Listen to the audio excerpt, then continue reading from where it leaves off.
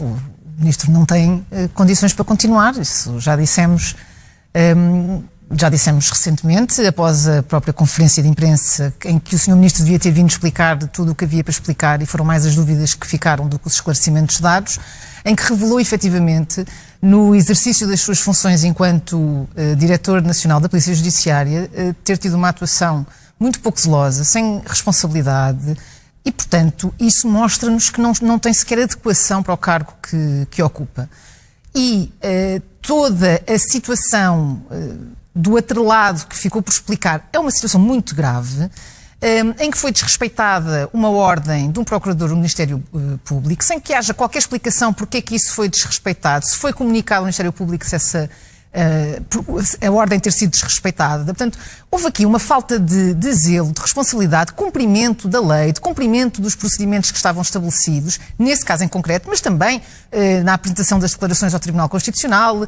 Portanto, o Ministro mostrou, com base nestes episódios todos que se foram tornados públicos, não ter condições para continuar. Mas não é sensível ao argumento da burocracia e do excesso de burocracia. A própria Iniciativa Liberal critica muitas vezes o Estado demasiado burocrático. Não é sensível a esse argumento? Quem quer fazer às vezes é impedido precisamente por causa da burocracia. Eu sou sensível ao argumento da burocracia. Nós combatemos ferozmente a burocracia, mas este caso em concreto que eu estou a falar, nomeadamente das declarações ao Tribunal Constitucional e a questão do desrespeito de uma ordem dada por um procurador do Ministério Público, não são umas questões meramente burocráticas. Estamos a falar de uma responsabilidade que está patente na lei de um detentor de cargo público, que foi desrespeitada durante anos a fio na entrega das declarações, que após ter sido alertado continuou a ser desrespeitada durante bastante mais tempo, e a que todos nós, que temos cargos públicos e políticos, temos de respeitar. Ora, Luís Neves não está acima da lei nessa matéria.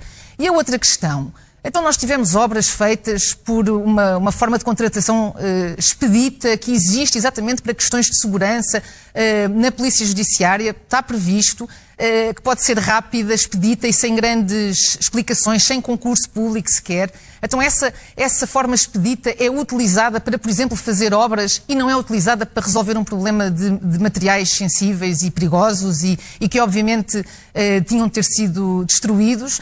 Parece-me que esse argumento não colhe aqui, como também não colhe o argumento da falta de dinheiro, porque, mais uma vez, temos esses mecanismos de exceção, temos um orçamento que o próprio diz que triplicou ao longo dos últimos anos, conseguem-se fazer obras, por exemplo, mas não se consegue resolver um problema com matérias perigosas. Não estamos a falar de uma questão de menores, estamos a falar de uma questão que implica a salvaguarda até de terceiros. Aquilo ficou completamente ao abandono, no meio da rua, dentro de um caminhão, num atrelado. Quer dizer, não faz qualquer sentido.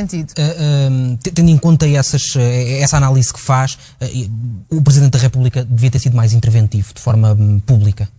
O Presidente da República falou recentemente em que deu a entender que acompanhava o caso e que reconhecia a gravidade do caso. Mas durante muito tempo não soubemos se estava a acompanhar, se não estava, o que é que achava. É verdade.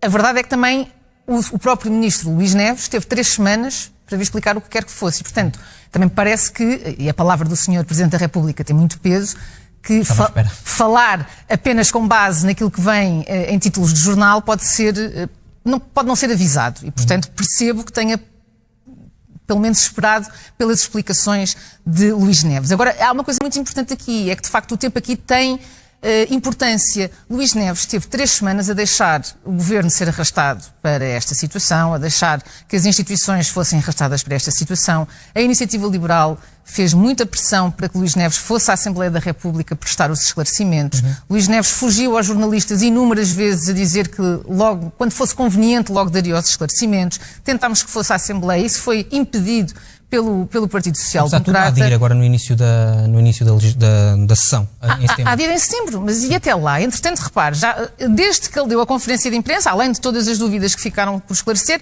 já vieram mais notícias de que agora temos a Procuradoria Europeia a investigar os contratos, temos o Tribunal de Contas em que provavelmente Luís Neves vai ser chamado por causa de irregularidades que cometeu. Temos a Ministra da Justiça a investigar o Ministro da Administração Interna. Portanto, nós já chegámos aqui a um ponto de não retorno e, portanto, é óbvio que podemos esperar por setembro, mas isto tinha de ser resolvido já. E essa questão, deixa-me só dizer isto, que é, e essa não resolução fica à responsabilidade de Luís Montenegro, que anda assim, literalmente a empurrar este assunto. Já vamos falar do Luís Montenegro, mas antes gostava só de lhe perguntar se não acha que este caso de Luís Neves não vem dar um bocadinho de razão ao Presidente da Assembleia da República, que no 25 de Abril dizia que a vida política se está a transformar num reality show. A verdade é que Luís Neves tinha a fama de ser um excelente diretor nacional da Polícia Judiciária e agora, com a vinda para o governo, ficou com uma fama menos positiva.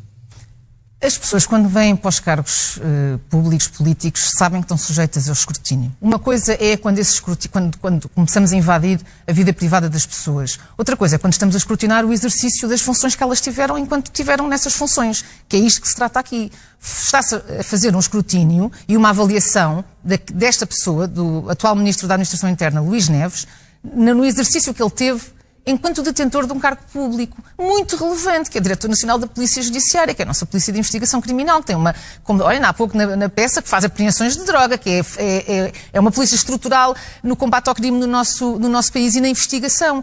Ora, é óbvio que a esse escrutínio estamos todos sujeitos e isso não é, claramente, tornar a política um reality show. Outras situações poderão ser. Esta não, é escrutínio e a nossa responsabilidade na Assembleia da República também é essa, escrutinar. E o padrão ético de Luís Montenegro no caso Spin Viva está a contaminar este caso que envolve Luís Neves?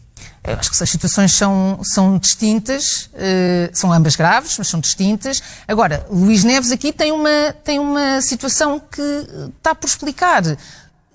E que levanta muitas dúvidas. O modus operandi com que agia na Polícia Judiciária vai transpô-lo para o Governo enquanto Ministro? As dúvidas que deixou por toda essa falta de responsabilidade e de zelo... Está a permitir que essas dúvidas se mantenham. Com certeza. O que é bastante prejudicial para a própria imagem do Governo. E volto a dizer, quando temos a Ministra da Justiça a investigar o seu colega, acho que isto já mostra bem a situação a que isto chegou.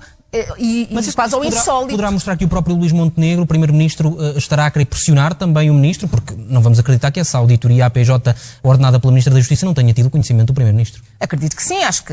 Mas a forma como lá chegámos é um bocadinho irrelevante para o caso. O que é importante é a consequência. Qual é que é a consequência? Até porque acho que essa inspeção foi solicitada até pelo próprio atual diretor da Polícia Judiciária. Sim. O que interessa aqui é onde chegamos. E chegamos a este cúmulo de ter um ministro a investigar um colega ministro pela atuação que ele teve no passado. E acha que há tantos atores políticos e analistas a acharem que aquilo que aconteceu no gabinete de André Ventura na Assembleia da República foi uma encenação?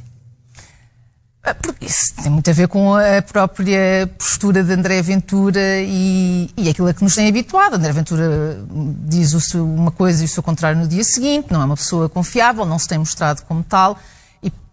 Penso que seja por essas razões que se façam essas extrapolações. Agora, uma coisa é certa. Eu não vou extrapolar, não vou estar aqui com conjunturas. Há uma coisa que é certa.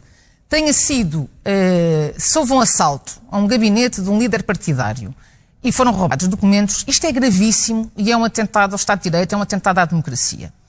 Se esse assalto foi uma encenação feita por um líder partidário, também é gravíssimo e também é um atentado à democracia. E que consequências é que isso deve ter? Aquilo que eu quero é que haja conclusões. Aquilo que eu quero é que a polícia investigue até ao ínfimo detalhe e traga conclusões a público. Eu quero saber quais são essas conclusões, eu quero saber o que é que se passou. Os portugueses também têm o direito a saber o que é que se passou, porque qualquer um dos cenários é extremamente grave e não pode passar em claro, não podemos ignorar, não pode ficar esquecido no tempo. Isto é, inclusivamente, profundamente prejudicial para a própria imagem da Assembleia da República, que é uma instituição fundamental no nosso Estado de Direito e que representa os portugueses. Se houver de facto, se chegarmos à conclusão de que de facto foi uma encenação, que consequências políticas é que André Ventura deve tirar? Inclusivamente, se foi uma encenação, é um caso de justiça também. Porque há responsabilidades legais para quem faz este tipo de situações e finge que crimes e coisas do género. Portanto, agora, as consequências políticas, neste caso em concreto, há de ser um problema do partido de André Ventura e escrutinado pelos portugueses e certamente serão os portugueses a ter uma palavra final sobre isso. O caso de justiça é diferente. Voltando aqui um bocadinho atrás, a Iniciativa Liberal andou num namoro com a AD, que podia ter dado em casamento se os dois partidos tivessem tido votos suficientes para isso. Estes casos que envolvem vários membros do governo vêm mostrar que se calhar foi melhor assim para a Iniciativa Liberal? Seria mais difícil de gerir se a Iniciativa Liberal estivesse no governo? Os casos são graves, obviamente que sim, mas há aqui um problema que sinceramente, para a Iniciativa Liberal é ainda mais impactante, que é a falta de capacidade de governação deste governo. Luís Montenegro e o seu governo estão em funções há 2 anos, as reformas continuam por fazer, são poucas as alterações estruturais que houve no nosso país em 2 anos, e este governo recebeu a legitimidade democrática dos portugueses com base num conjunto de promessas e com base numa palavra: mudança. E nós não vemos mudança nenhuma. E continua por fazer a reforma da saúde, continua por fazer a reforma da segurança social, continua por fazer a reforma da proteção civil, continua por fazer uma profunda reforma fiscal, continua por fazer a reforma da justiça. Tudo isto está por fazer. Com uma agravante, é que nós vamos ficar sem o dinheiro do PRR, vamos começar outra vez a entrar em déficit, provavelmente no final deste ano, e o que é que vai acabar por acontecer? Vão ser os portugueses a ser castigados, sempre através da via do aumento de impostos. Porquê? Porque este governo, em 2 anos, não conseguiu fazer uma mudança estrutural que nos preparasse para ter um futuro. E, portanto, está a comprometer esse futuro. E isso é uma coisa que, para mim e para a Iniciativa Liberal, é estruturante. Nós precisamos de reformas para mudar o país, porque senão o país não tem futuro, ou o futuro não será tão risonho como nós gostaríamos que fosse. Continuamos com um país com uma economia de baixo valor acrescentado, com baixos salários, com pouco crescimento, a produzir pouca riqueza. E enquanto isto não mudar, os portugueses não vão viver melhor, e para isso está cá a Iniciativa Liberal, para fazer essas mudanças e dar uma vida melhor aos portugueses.